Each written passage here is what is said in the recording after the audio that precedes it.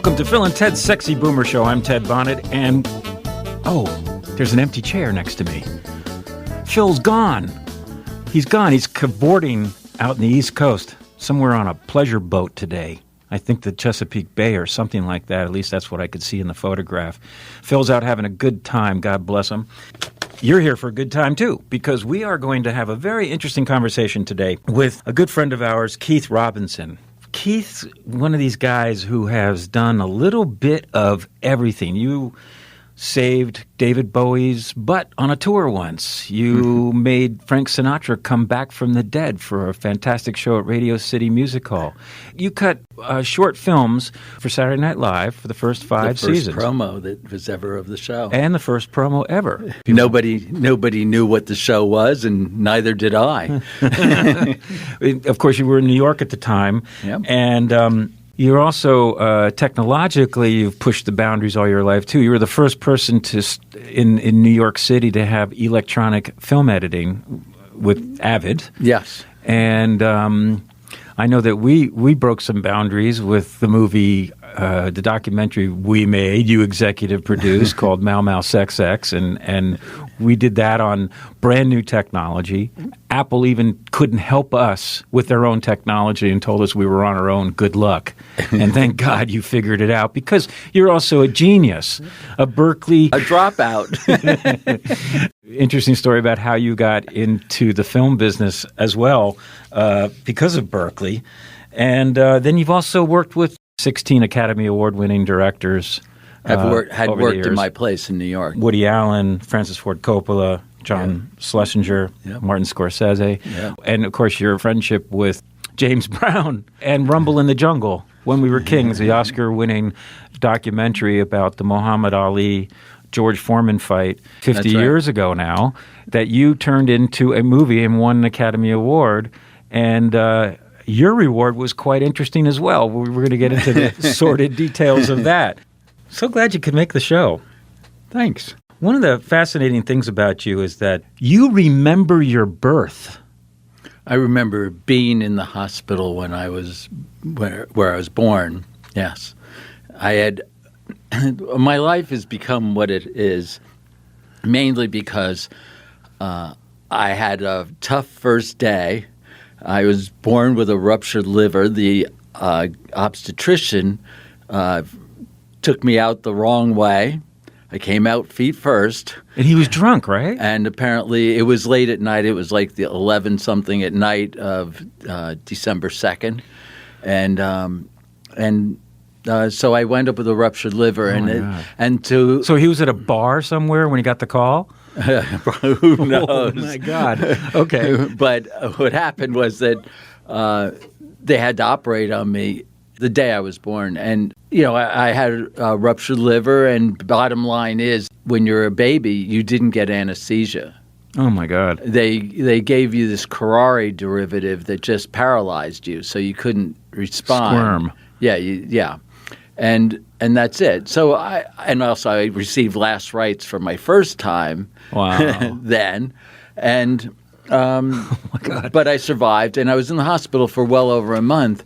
And years later, I find out I kept having this dream, this vision, as if you were lying on a bed and you were looking at some tall building, tall window with an arched top. And it was blurry. Mm-hmm. So I'm seeing this blurry light image. Yeah, because newborns can't really see. No, so that my dream was always like this blurry image. And I finally realized at one point, it came to me like, oh my God, that's what it is, this window. And I went and told my parents, and they said, who told you that? And I was like, no one told me that. And wow. And so that was, so I did have that memory from that. You have an interesting theory as to why, as a newborn, you would have a memory, a visual memory. Yeah, because I think that all the activity, the surgery, all that goes on, I think it triggers your brain to be, triggers you to be much more perceptive. Because you're being operated on without any anesthesia. So you're in danger. It's like you're on alert. We're bringing this up because it had an impact on your life, obviously. You survived. But also because it nearly took you out again as a teenager. Yeah. And that fostered this attitude of... Yeah, well, basically, I had a good life. My parents were terrific, and when I was 14, I was all excited about going to a slot car track the next day, and I suddenly had this pain at night, and people know the phrase to crawl the walls, crawling the walls. I was trying to crawl the walls. That's how in pain I was. And fortunately, my parents convinced the doctor to take me to the hospital.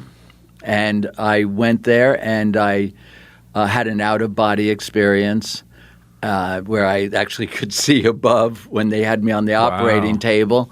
And then the one where you're seeing the white dot down the hall or whatever, And I woke up 2 days later with my parents standing over the bed and a priest giving me last rites for my second time. Oh, my God. And that changed my life in that I felt that you could go at any time. And so I always was inventive and making and doing things. That was my life. I loved making things.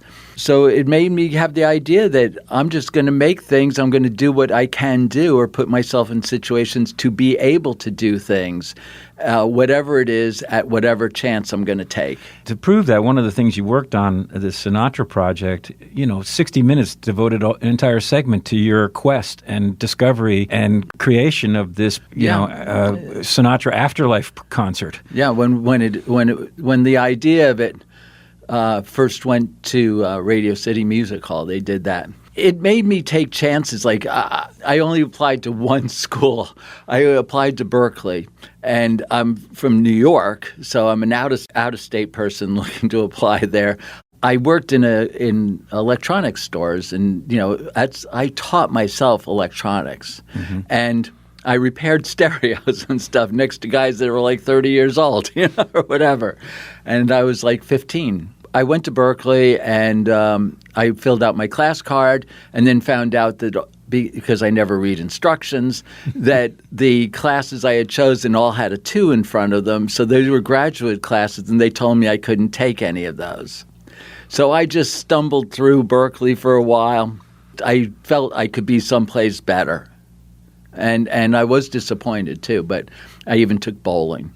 So the thing is that in school, there was a point where there were riots, the People's Park 2 and all this. And now this is the campus unrest, of the late 60s. Yeah, and it was thrilling. It truly was thrilling. There was a time when you could take a garbage can lid and hold it over your head because the police might actually be shooting rubber bullets at people on the street to clear the streets. I wound up getting a job helping students make films, which I had never done before.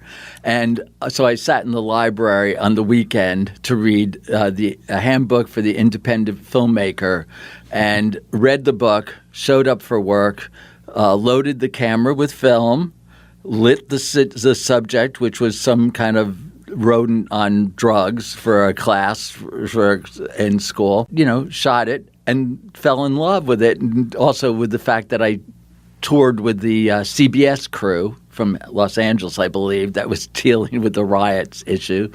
It just all seemed so exciting. So I decided that I wanted to do film. I don't know how it happened, but I did. And I wound up with this tremendous opportunity of working for $50 a week on commercials at a commercial editing facility. And the great thing about that was that it's one thing to want to do features, but you do the same process only once through the process of making a film over a year. And in this case, I got to do it 200 times on 200 commercials in a year. that led me into my business. I decided, screw it. I'm going to be an editor, and I'm going to have a business, and I started it. So you really made your mark as a film editor. Yes. Okay, and you ended up starting a company in New York called Phantasmagoria. Yes, which means a series of dreamlike images. Yes. You've always had this kind of thing going around you where you just have really smart people hanging out because you create an atmosphere of creative looseness. Yes. It's not uptight. It's not like, you walk in and you're on a clock kind of thing. Never. And so this allowed artists to feel free enough to do this. And you also mentored a lot of people too, like Skip. I had Skip Lievsay, yes, who is an Academy Award-winning sound mixer, who won the Academy Award for Gravity, and he got his start there, basically. He got his start and has ended up doing all the sound for the Coen Brothers movies, almost all of them, right? I think so, yeah. Yeah. No, he... I just watched A Serious Man last night. Mm-hmm. Oh, my God. Well, it's interesting. That was part of it. I mean, Skip is absolutely a wonderful human being, and everybody felt welcome. And because of the way the place was, our front door was... People would come up in the Film Center building in 9th Avenue and put their ear to the door trying to see if they could hear certain people that had come to the place. They'd get knocked over sometimes when the door opened. But I mean... So Saturday Night Live happened. Well, that was all by chance because Jim Signorelli, who stayed with Saturday Night Live until not that long ago as a producer and, managing the produced pieces that are inserted into the show. He came to me because I only had a 35 millimeter machine. Mm-hmm. Everybody else in New York or almost, other than commercials, all filmmaking, a lot of filmmakers, documentaries, it's in 16 millimeter, and I had a 35 machine. He wanted to shoot the promo, and that came to me, would I be willing to edit it?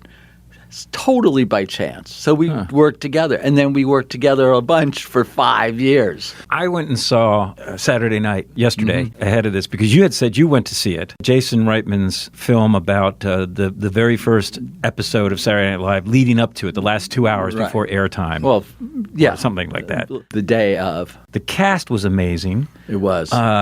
Everyone did incredible performances. John Baptiste did the music. Amazing performances. I went to see it because you said it was remarkably accurate. It was. I mean, in the course of the show, the original cast stayed for 5 years. At the end of 5 years, everybody left. People would come over, they'd hang out. Sometimes they'd come to my office. I mean, a few times where, it's just the whole cast, everybody's there, and it was, just nice and fun. Mm-hmm. And it was loose. It was like be at a club, but I'm in the room editing something, and And this was the 70s in New York. 70s, and so there's a lot of cocaine, a lot of pot. Yeah, and which was all as if it were natural. I mean, it's no different from having a drink. I think there was a razor and a mirror and a straw on almost every table, I think. This is before the days of crack. People did it, and it wasn't like crazy. It's just something you did. Right. And the people, you got to know them across 5 years, even if you didn't spend tremendous amounts of individual time. The people I spent time with, more probably John Belushi? Yeah, and they'd come when we're doing an edit that related to them, and that was it. But the beauty of the film is that there's not one utterance from any of the characters that's off character from who they were. Yeah, because you'd get to know people that much that you'd say like they wouldn't do that. I mean, but it was really shocking. I interviewed Dan Aykroyd about into the second season. Mm-hmm. He was filming a thing with Chevy Chase in the neighborhood, so I went to interview them. Chevy was what Chevy's reputation is. He was exactly what, unfortunately, is in the movie. Yeah. But Dan was genuinely kind, funny, and playful. Yeah. He was such a great guy. Yeah. He is such a great guy. I thought the funny thing with John was that when they did Blues Brothers, he came. He brought me. He just brought me a poster for the Blues Brothers, and he taped it up on the door and stuff. I mean, he just felt like in place there, Then after it was out for a week or two, he came in with a ballpoint pen and just carved dollar signs into the poster. It just ruined it. He just, what was nice is to see somebody as themselves. Yeah. And he and Dan had a bar, the blues bar downtown. And so we'd go there after the show sometimes. And that was great because it was like a speakeasy. You go up to the door and it slide open and then you go in. And I really recommend people to go see Saturday Night while it's in theaters. Yeah. It's doing kind of lousy business. I mean, it's made $4 million so far. But what doesn't do lousy business these days? It. You know, it's like there were 4 people in the theater again. Yeah. And one thing that knocked me out, because we were talking about shared experiences in media and how that's a bygone era, with the exception of music concerts. One of the self-defeating things, at the AMC theaters now, they run this promo for the movie experience with Nicole Kidman. Mm-hmm. You know, she walks in like a glamorous film star and walks in and says, it's just so wonderful. She gets teary-eyed about the experience of being in a theater and how great it is. There's nobody else in the theater in that clip. She's all alone in the movie theater because they were trying to play to the fact that, no, you're not around noisy, stinky people. It's just like at home. You're lost in the movie. But they're showing a completely empty movie theater in the promo. And that's such a switch from 20 years ago. Where do you see this going? Well, the eyeballs have more places to go. Yeah. And that's always been the game of getting eyeballs.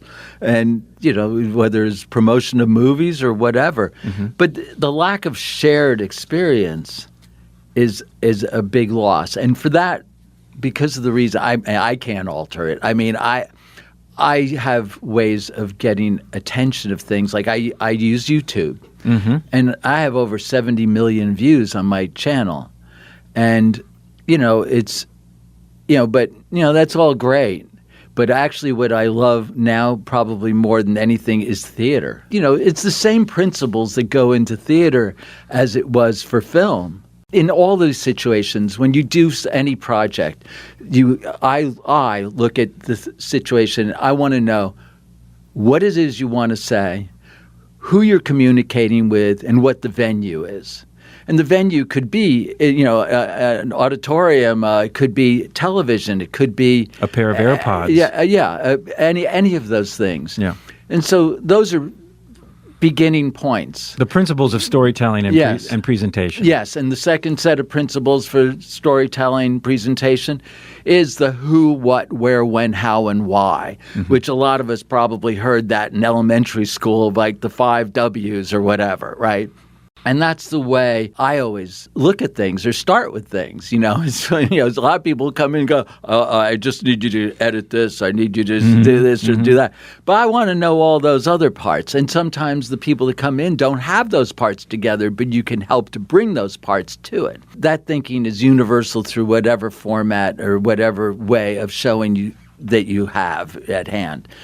And now, since the absence of the shared experience, you get to have the shared experience in theater. Because even if the audience is only 1,500, 2,000 people or whatever, right? You see them walk out. They're all chatty, and they all have that. And they feel the need to go tell others that there's a place that you can go to see the same thing that they saw. But it's still happening in some small areas, like Sphere in Las Vegas, as we enter the spatial age of computing. Yeah. And entertainment, spatial entertainment, that requires, well, for now at least, you have to go to the venue to experience this wild technology. Yeah. And that word of mouth has been huge for them. It's a lot more to share than you have when you just say, oh, you should see this TV show. Mm-hmm. I mean, you can share with somebody that or a couple of friends, but have that bigger audience all seeing much more. You know, we were talking before about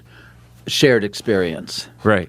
And one of the things about that is that in my office in New York, there was a shared experience in the work world and how people worked. And people came to an office to have access to equipment. People did, and now that also has changed because you can, back then, it could cost you Right. hundreds of thousands of dollars to have the equipment that you would need to work on to do your film, and you would come to a place that had that. And when for editing, it used to cost, like when it became Avids or nonlinear or digital editing, a machine would cost $30,000 to $80,000 in the beginning. And now it costs you about $2,000 and $55 a month to pay like an Adobe or whatever. And so people work from home. Right. People don't go to common points and share in that. And back then, to have all these talented people in a room where they could share their ideas, be enthused by each other, was just something so special, so beautiful. And that's something that's missing in the creative process now. And there are some co-ops, I think, where there are groups of people that understand that. Because you're right, it's like certain very robust editing software like DaVinci is Resolve is free. Yeah.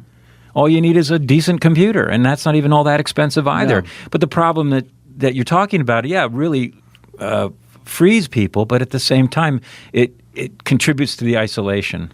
Yes. And you say you've had 70 million views on your YouTube channel. Yes. But the economics of that is if you had 70 million people come to the theater to see something you did versus what YouTube pays you.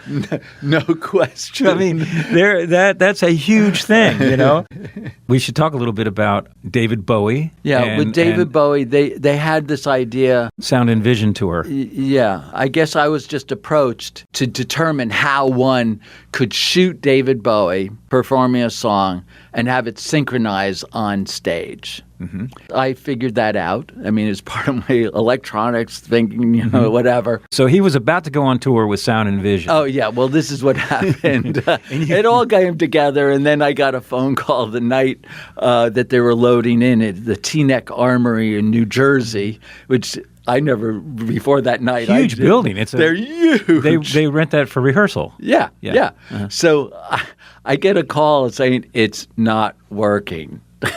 And so the technical synchronization between him just didn't performing live on stage and the film version of him singing projected behind him. Yeah. Well, basically what would happen, the point of it was that he would be performing on stage. And in that tour, he dressed very simply. It was a very simple stage. Mm-hmm. And what had been acquired for this purpose in advance of me figuring out how to do it was a 40-foot seamless scrim. And a scrim is something where if you light somebody behind that scrim, you can see them. Right. And if the light goes out on that person, you don't see them. But it also can act as a screen surface. What happened was that night, they call up saying, it's not working. We're sending you a car to take you to the Teaneck. And so I wait, car shows up, they drive me to Teaneck.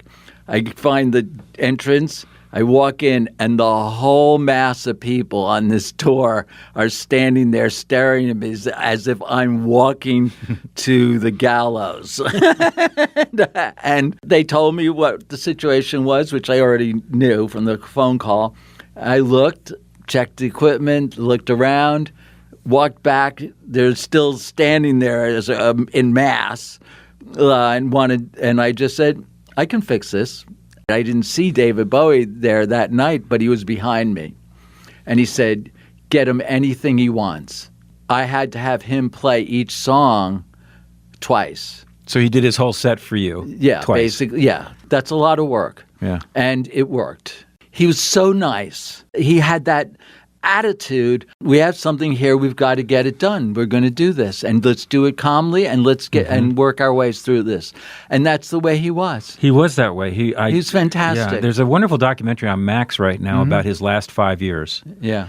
And it's really worth seeing because not only does that humanity come out, but it's pretty amazing to see an artist of his magnitude face his demise. Well, one thing I can say, I've had enough experience with well-known people or whatever that you learn that that a lot of the greats, most all the greats in my experience, are fantastic. They may be funny, they may be a little goofy sometimes, but they're great people. He sent you a Christmas card every year. Yeah, he did. From then on. He did. He sent me, when I got the Christmas card, I'm going like, wow, that was, and then when he toured, because they went to Montreal that day, and then when they came back around to New York, called me up, sent a car. I had my seats at the thing. I'm sitting there watching the projection. Said this was film projectors doing this. This wasn't synchronized video at the time. And what was so funny was that in the New York Times they referred to it as an example of electronic wizardry. Well, it was. I mean, when you think about film, had to come up to speed. Yeah. It had to be synchronized, and the way that worked was off the drums because he had there was a click track, so the drummer knew. And he went along with it. In fact, both the shows, that and the one I did in London, was the Sinatra estate, both same method. There's people that love their work and people that get excited about it, but at the same time have focus. I love these people, and I've gotten to know so many people like that. But some of them are quirky, and I have to say this just to say it. One time, I got a call because, people know you deal with a lot of people. And so I got called to go to an office to help Marlin Brando view some Indian footage. Okay. And so I'm in the office there and I set the machine up and I just waited for him. All I'm doing is helping him to view something on an editing machine, right? And I look out the door, and he's being escorted down a hallway there. But everybody's running in front of him, trying to move chairs and this and that, and he's looking like enough already in his attitude. So he comes in the room, and I have him sit down and run the machine. And he was totally happy. I just put my hand on his hand and said, you turn it this way to go forward, this way to go back. We sat. He looked at what he wanted to look at. And afterwards, he felt so comfortable, we went to a strip club together. But after the strip club, he was going back to the Pierre Hotel in New York. And we're talking about maybe getting together the next day. And as we do, one guy walks up and down and back up the street again because they recognize him. Right. And as the guy comes by for the third or fourth time, Marlin dips his head in the way of the guy. Just tilts his head in 2 feet in front of the guy walking for his third or fourth trip. I thought that was hysterical. We finished our conversation. We hail a cab. He goes up to the cab driver and puts his face right in the window. So the cab driver looks at him, stunned that it's Marlon Brando. And he gets back in the car, slides in down behind the driver so he can't look at him anymore and giggles. Wow. So because he can't see it. So several months later, I wound up working with Jack Nicholson. And we came to Los Angeles. We're finished with this dubbing. It's another thing. And we're on Highland. And Highland used to have a median down the middle of the road. So we're crossing the street from east side to the west side of the street. And he's standing there to my right. Cars are coming down. He starts dipping his head into the traffic so that people could see that it's him. And I was thinking, wow, they have that in common. This is Phil and Ted's Sexy Boomer Show. I'm Ted Bonnet. This is Keith Robinson. Let's talk about the Sinatra thing. This is what gave you your own segment on 60 Minutes because of what you did. The Sinatra estate approached you about finding archived footage. This is a fascinating story. The idea was basically how to have Frank on stage with a live band. All right, this is after Frank's died. Yes. And the idea is to go to a Radio City Music Hall, or was it someplace? Was it O2 in the West End or something in London? No, Palladium. I did it at Palladium. All right, Palladium. And so this was idea to bring Sinatra back. Alive on stage. Alive basically. on stage, not as a hologram at the time, but as a projected image with a full orchestra live in the theater playing to him singing. They had this image to have him as an image with a live band. And so what I did is they came to me and asked me, what do we need?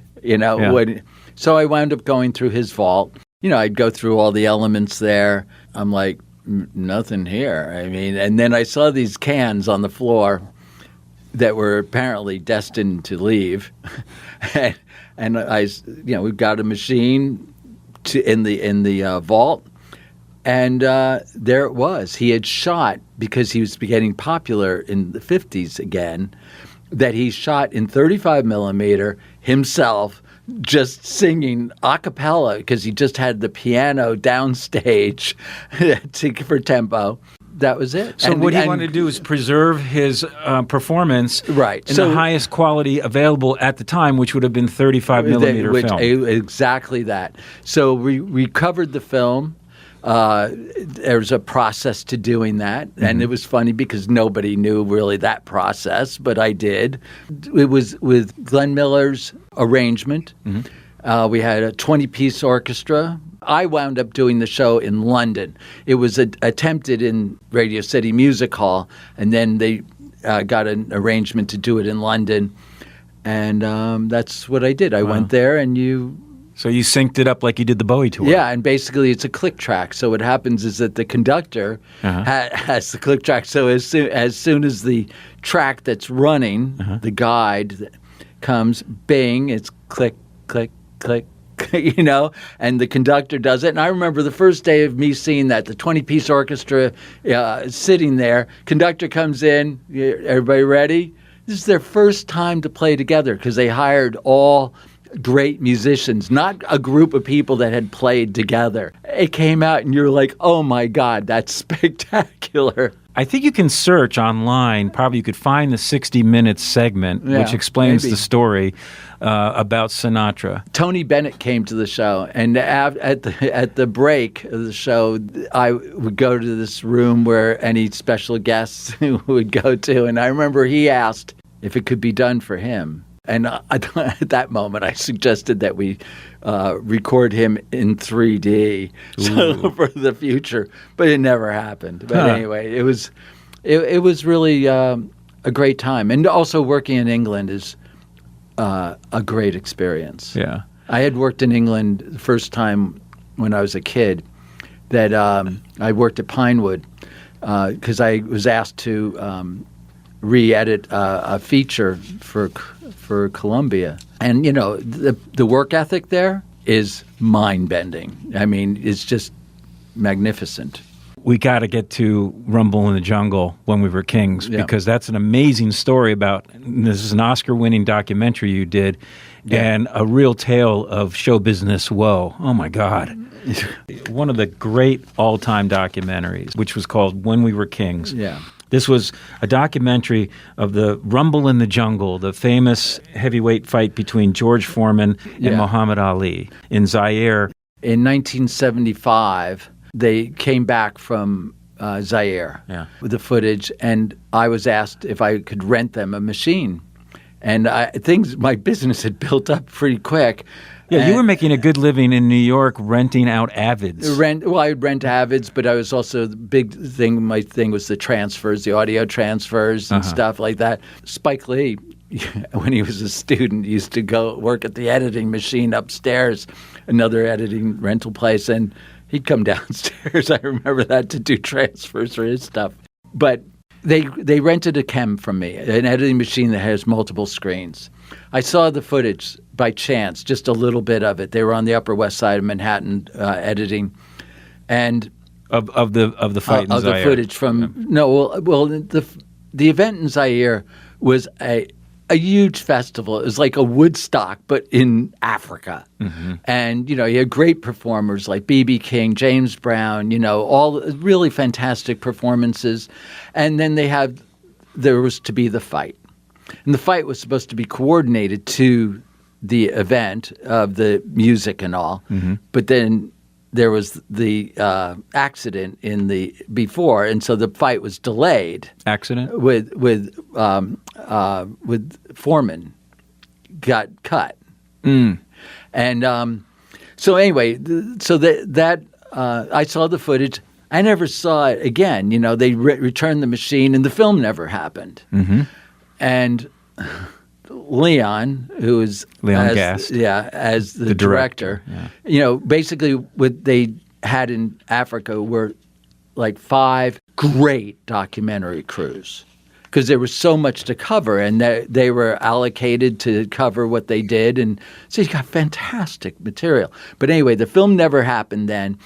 Leon comes to my office, and as we've already mentioned, the more casual use of drugs, and Leon was in that business at this point. In the procurement, pharmaceutical, yeah. Mm-hmm. And he showed up, and I'm sure it was to provide some element to somebody at the office working there at that point. Mm-hmm.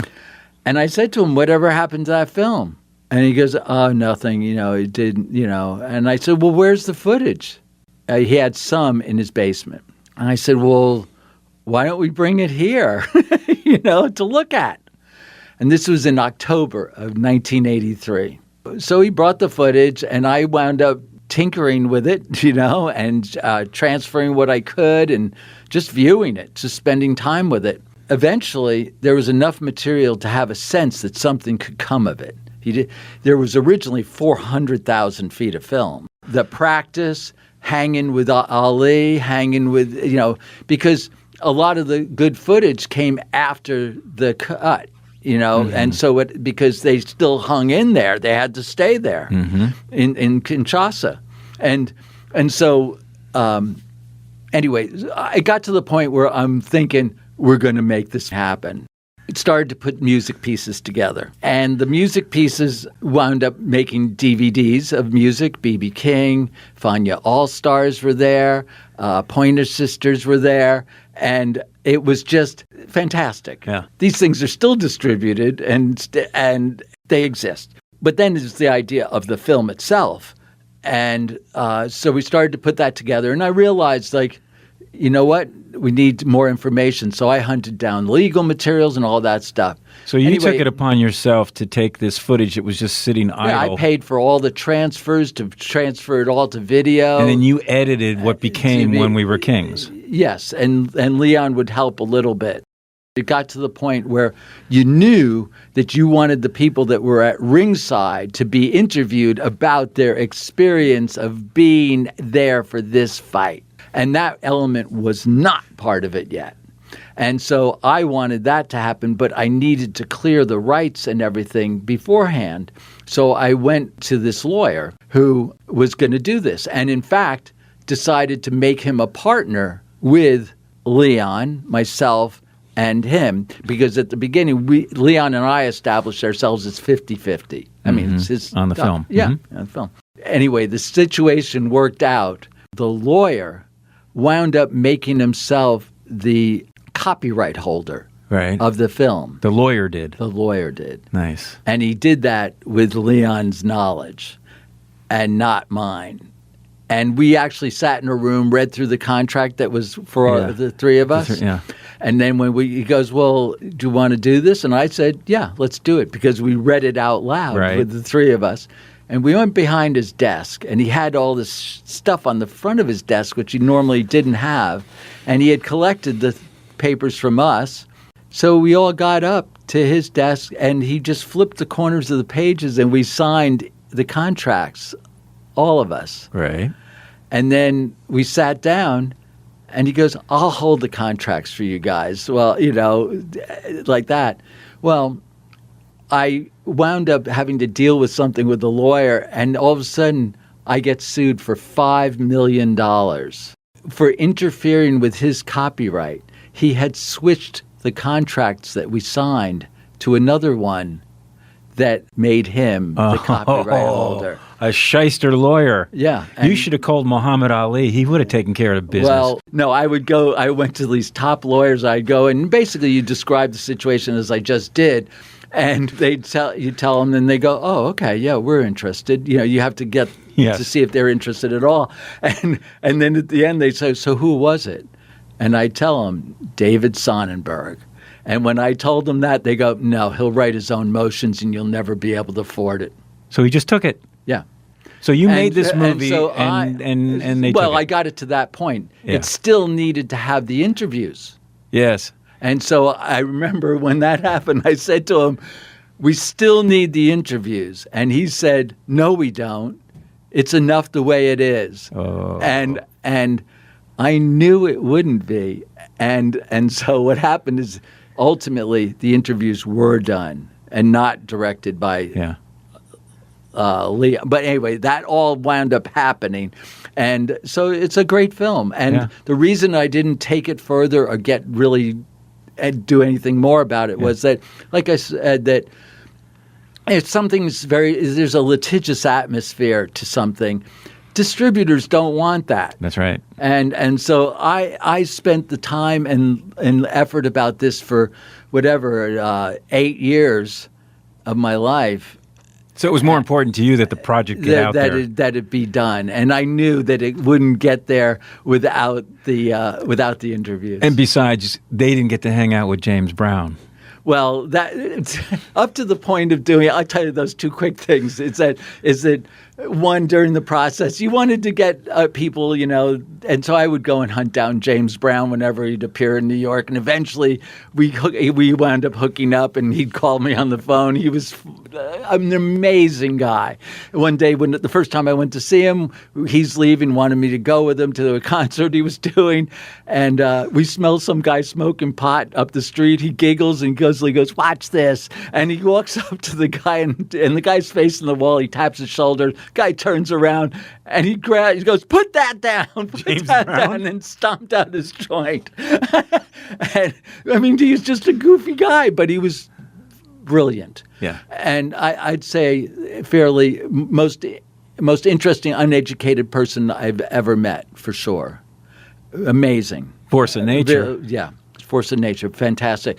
And the last thing I'll tell you is the United Nations. In the process, same as going meeting him, I'm hooked up with a guy at the Zairian mission in New York, and Zwange Matunga, and I wound up being invited to the United Nations with Minister Bula from Zaire, and Don King was there. Don King comes up to me and goes, "You got my movie. You got my movie." And I'm shaking hands with him. Mr. Bula comes along, and I get a big hug from him because this is about Zaire, too.